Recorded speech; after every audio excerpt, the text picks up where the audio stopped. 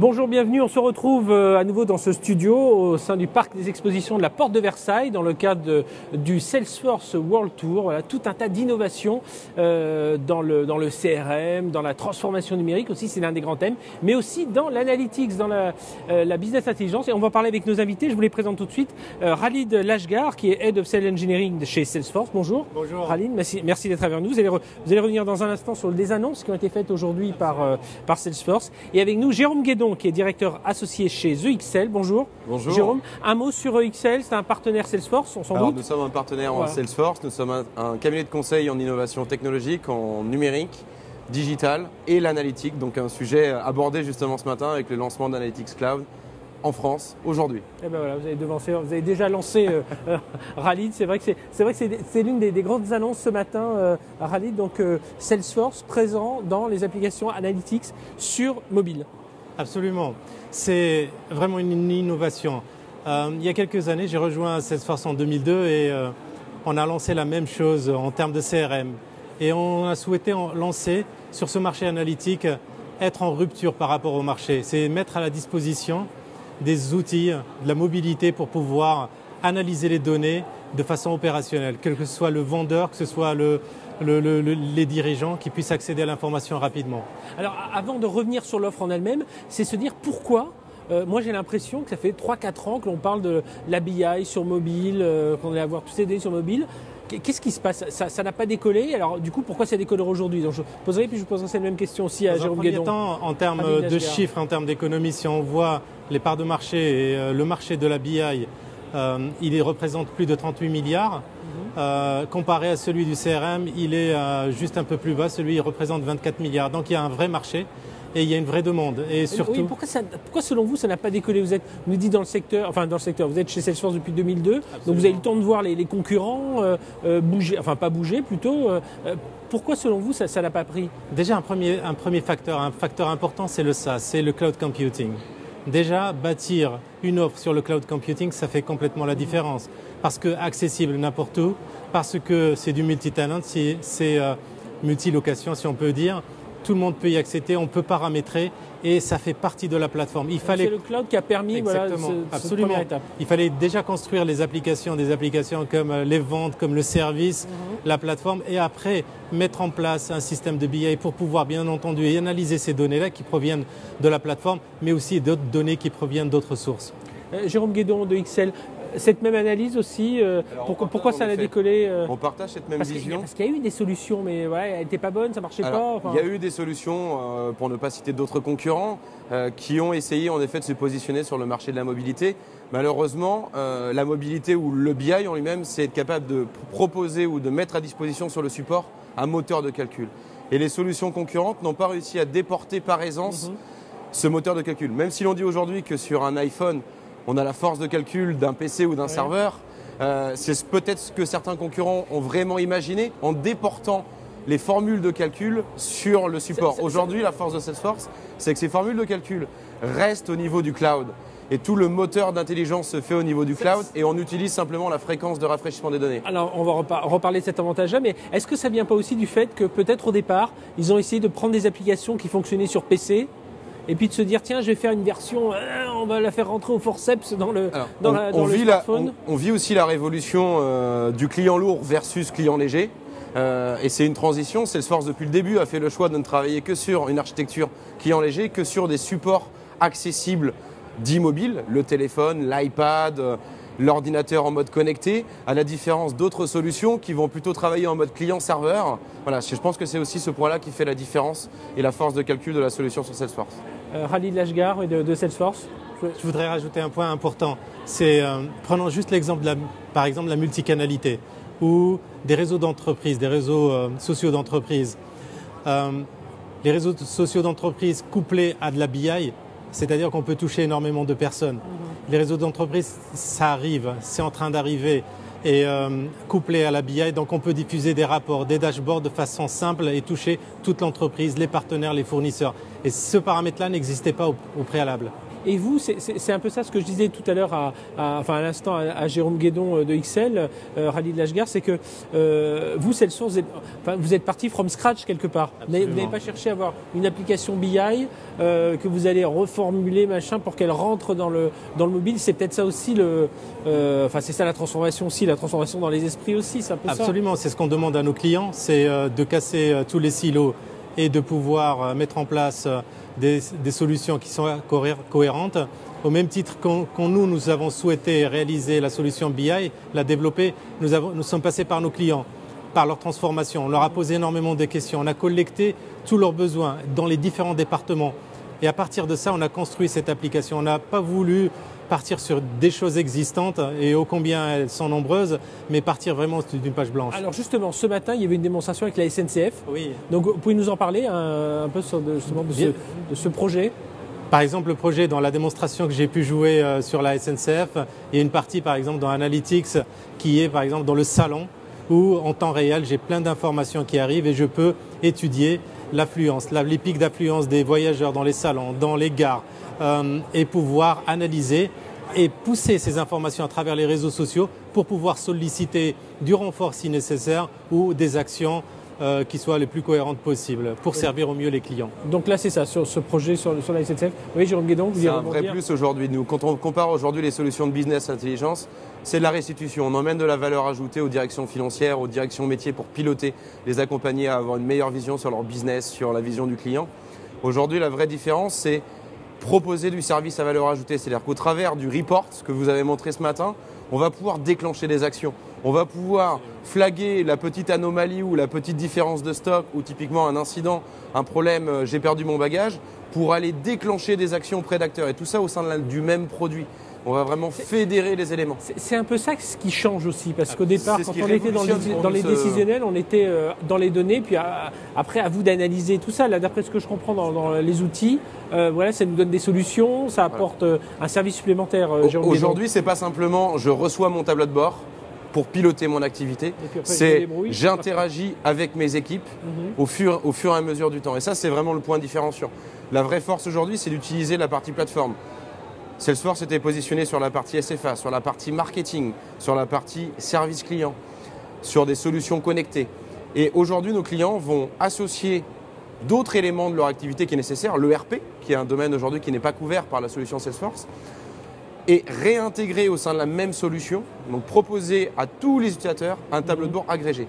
Une solution BI, c'est du temps, c'est du coût, c'est de l'investissement en termes d'infrastructure, puisque lorsque le nombre d'utilisateurs va évoluer, on parle de la SNCF avec des milliers et des milliers d'utilisateurs, non seulement les personnes qui sont sur le terrain, les agents de la SNCF, mais surtout les voyageurs.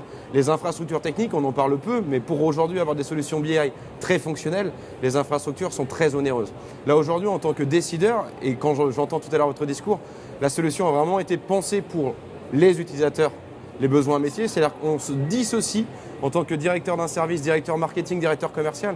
La problématique, est-ce que je vais avoir 10 millions de données dans mon SAP ou 10 millions de clients? C'est plus une problématique. Ça ne va pas être un surcoût complémentaire où je vais devoir mobiliser des acteurs de la DSI, car j'ai la solution technique qui est proposée et qui sera scalable et évolutive par Salesforce. Parce que justement, Khalid Lashgar de Salesforce, le souci c'est ça, quand on a toutes ces données, c'est qu'est-ce qu'on en fait? Et donc aujourd'hui, c'est là où votre solution apparaît un peu plus innovante, on va dire. Bien entendu, c'est une technologie vraiment innovante, c'est une technologie qui n'est pas basée...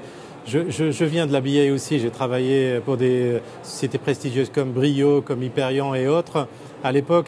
Et la problématique était soit on avait un modèle flexible mais qui ne répondait pas à tous les besoins, soit on avait un modèle qui était très très avancé mais qui ne fitait pas, qui n'était pas bon pour les utilisateurs finaux. Là, ce qu'on trouve vraiment un intermédiaire, un compromis entre les deux. Et avec Analytics, on peut venir analyser, voir les tendances rapidement et on peut les mettre aux mains des utilisateurs, c'est-à-dire un vendeur avec des millions de données. Il peut venir et pouvoir trier, filtrer les données, voir les tendances. Et comment vous expliquez, là tout à l'heure vous nous donniez c'est un chiffre de 24 milliards de 38, marché c'est de la BI et 24 en CRM. Et 24 en CRM. Comment vous expliquez là qu'aujourd'hui tout le monde se réveille un peu autour de C'est ça devient un marché aussi important. C'est ce qu'a dit en introduction Alex lors de leur présentation. Alexandre Dayan, le numéro 2 de Salesforce. Absolument, voilà. Il a dit que 90% des données ont été créées les 2 dernières années. Donc toutes ces données cumulées. Je peux vous donner un exemple. La vue de 360. On parle souvent de la vue de 360 degrés. Cette vue, c'est collecter des informations qui proviennent de plein de sources, des back-office, du front et autres, pour consolider et avoir la vue du client. Imaginez que maintenant on collecte tellement d'informations qu'on peut avoir des milliers de données dans une vue de 360. Est-ce qu'on est capable de lire, de distinguer On peut, absolument. Donc ce genre d'outil va te donner des tendances. Il va compléter cette vue de 360 degrés en donnant la tendance, en disant ce client, il est plutôt intéressé par ce type de produit. Et ça veut dire quand même, Jérôme Guédon, vous en parliez tout à l'heure rapidement, Khalid Lashgar, c'est des data scientists. Voilà, il y a quand même besoin de ces gens-là. Enfin, le produit ne fait pas tout, quoi. Là, quand vous en parlez, on se dit c'est merveilleux. Je n'ai plus qu'à regarder tout se faire, prendre les décisions à la suite. Mais il faut quand même des gens pour analyser ces données. Les compétences métiers qui sont associées à la business intelligence pour pouvoir restituer, amener de la valeur ajoutée sont nécessaires. Aujourd'hui, c'est un moyen, c'est une solution technologique où on va transporter. C'est-à-dire aujourd'hui, ces projets étaient vraiment pilotés par la DSI, par les directions techniques.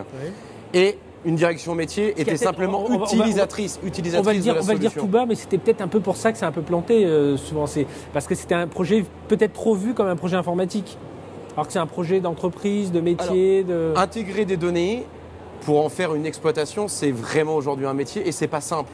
C'est pas une simplicité.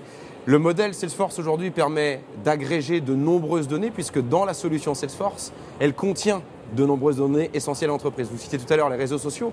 Les canaux type LinkedIn, Viadeo, c'est des milliards et des milliards de données qui transitent chaque journée. Donc être capable de pouvoir exploiter cette donnée pour pouvoir identifier, je prends l'exemple sur Salesforce, d'un collaborateur ou d'une personne qui pourrait indiquer des informations, c'est en effet, il faut un moteur de calcul puissant pour être capable d'aller chercher le mot Salesforce dans le site Viadeo, mais ensuite vous allez avoir des personnes du marketing qui vont devoir associer les tendances. On a aussi une faiblesse en France, c'est le langage. Les compréhensions de langage ou les jeux de mots que l'on pourrait faire, les tournures de langue, en informatique, ça n'existe pas. Donc quand quelqu'un va vous passer un message un petit peu positif, avec un peu d'appréhension, un robot ne sait pas l'interpréter. Donc vous avez besoin de l'homme quand même pour faire ce traitement. Et ça, c'est important de le positionner au niveau du métier. Khalid Lashgar, l'étape d'après, c'est quoi? On va déjà lancer ça, parce que l'annonce a été faite aujourd'hui. Tiens, avant ça, je pose une question, parce qu'ici, on est ici dans le cadre du Salesforce Tour, qui est un événement mondial. Là, si se déroule à Paris, il y a quoi? Il y a 8000 visiteurs, je crois, en tout. Il y a beaucoup d'entreprises qui viennent là, alors qui nous voient peut-être ici, mais qui vont nous regarder sur l'écran. Comment, parce qu'on est un peu perdu quand on est une entreprise, qu'on veut démarrer son projet analytique. C'est quoi les premières questions que vous avez en général quand vous avez face à vous des clients? C'est au même titre qu'une étude, par exemple CRM, on va essayer de comprendre pourquoi, les besoins des différents départements, quels sont les indicateurs clés, quels sont les objectifs, quel type de croissance veulent-ils réaliser, quels sont les challenges qu'ils ont. Il faut qu'ils aient un objectif. Enfin, forcément, il ne faut pas juste dire tiens, j'ai un tas de données. Que pourrais-je en faire? Faut voir. Ces données, on peut les interpréter de plusieurs façons. On peut faire parler des données de plusieurs façons. Après, il faut bien entendu des objectifs, une stratégie d'entreprise qui fait qu'on va véhiculer, qu'on va penser les données, qu'on va les analyser de telle sorte pour pouvoir sortir de l'intelligence et pouvoir prendre des décisions. On reviendra sur le futur juste après. Jérôme Guédon, justement, sur ce côté, voilà, qu'est-ce qu'on fait de ces données? J'imagine que vous aussi, vous avez des clients, vous leur dites, attendez, si vous ne savez pas ce que vous voulez faire, si vous n'avez pas le but final, c'est pas la peine d'y aller. Alors, premier conseil, c'est un peu ça, non? Le premier conseil aujourd'hui sur la partie BI, on est vraiment dans du pilotage d'activité, donc c'est le cœur du business. Donc aujourd'hui, chaque entreprise sait aujourd'hui vers où il souhaite aller. Donc il a besoin justement d'accompagnement complémentaire pour qu'on lui emmène des solutions ou des études de marché, pouvoir indiquer, vous citiez tout à l'heure un exemple d'un concurrent leader dans la partie objet montagne. Ce qui va l'intéresser, c'est la concurrence. Quel est le positionnement de ma concurrence? Comment je vais pouvoir aller récupérer, capter de l'information? Le business model de l'entreprise, il est connu par chaque société. C'est-à-dire son process de vente, son cycle Spanco, ses campagnes marketing, il sait aujourd'hui travailler, l'organiser. Le rôle des consultants, ça va être en effet de capter et amener de la valeur ajoutée complémentaire sur des données et aussi de les aider à synthétiser. Parce que quand on parle de millions et de millions de données, quelles sont les informations clés? De quoi on a besoin aujourd'hui à court terme? Et ça va être ça le travail d'évangélisation. Je dirais l'étape d'après aujourd'hui, c'est ce côté-là, Khalid Lashgar. L'étape d'après, c'est plusieurs choses. Déjà, il faut considérer Analytics comme une plateforme. à part entière. C'est-à-dire que c'est une base de travail sur laquelle on va faire évoluer. En l'occurrence, les App Exchange, tous les ASV qui sont intégrés vont utiliser tes plateformes pour, par exemple, une solution comme ServiceMax, comme etc., vont pouvoir utiliser ce moteur-là. Il faut vite conclure parce qu'on est timé. Alors allez-y, les 2 derniers points. C'est pouvoir développer toutes ces plateformes-là, cette plateforme-là, pour la mettre à disposition des ASV. Et bien entendu, rajouter des fonctionnalités complémentaires sur Analytics pour servir au mieux les clients et intégrer à l'existant encore et encore. Eh bien, messieurs, merci à nous avoir décrit ces annonces. Rally Lashgar, Jérôme Guédon de XL. Voilà, on se retrouvera un peu plus tard. Il y a encore tout un tas de choses à vous raconter autour de l'analytics, autour de la transformation numérique. Merci de nous avoir suivis. Merci à vous. Merci. Et rendez-vous donc sur le Salesforce World Tour.